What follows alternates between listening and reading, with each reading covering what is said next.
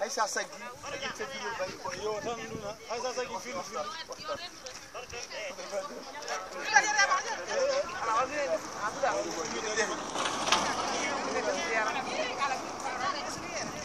adwa no wudi set baba jitu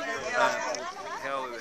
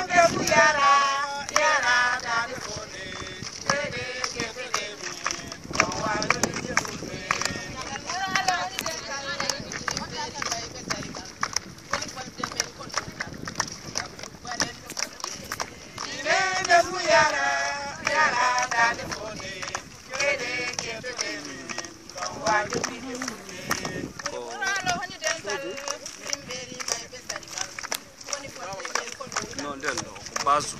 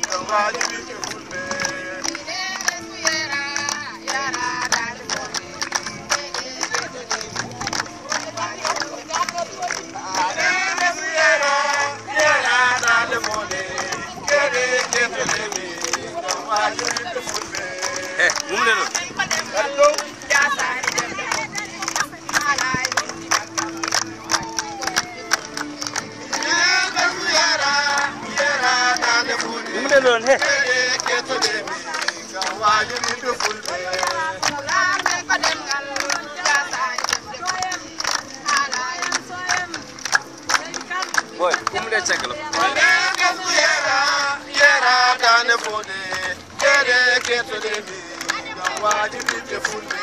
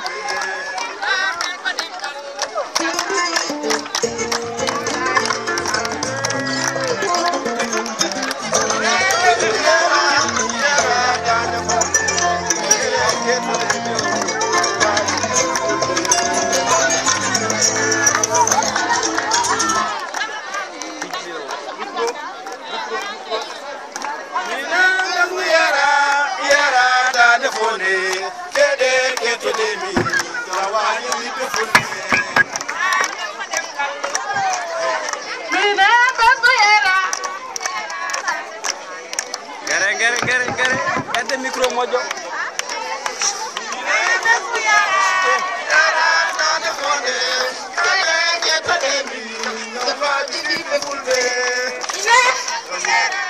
yera dane fode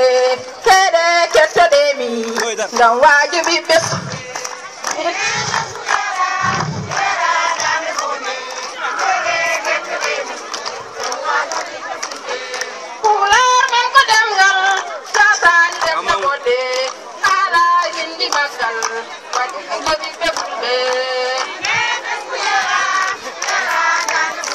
Kau.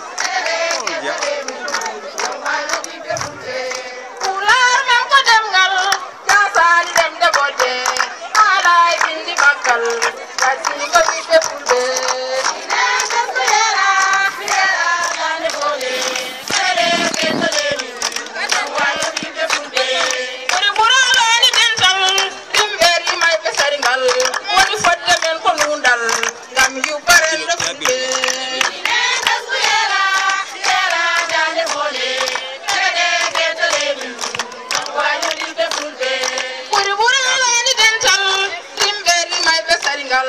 woni fodde men ko nundal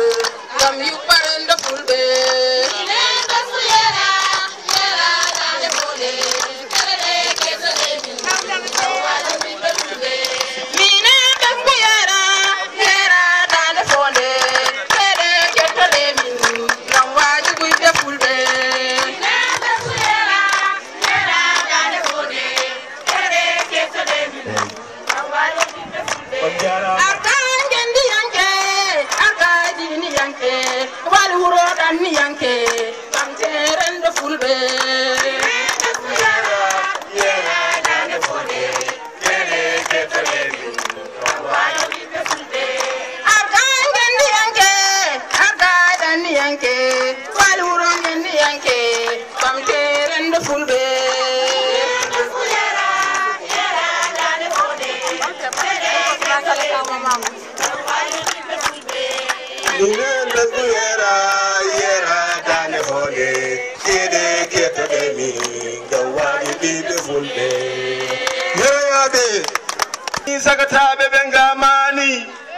hatantebe filbe benganani dartibe darnde mawbe be jasani sosnobe wuro paggi jawdi bonnani dental yaroyabe darima yammani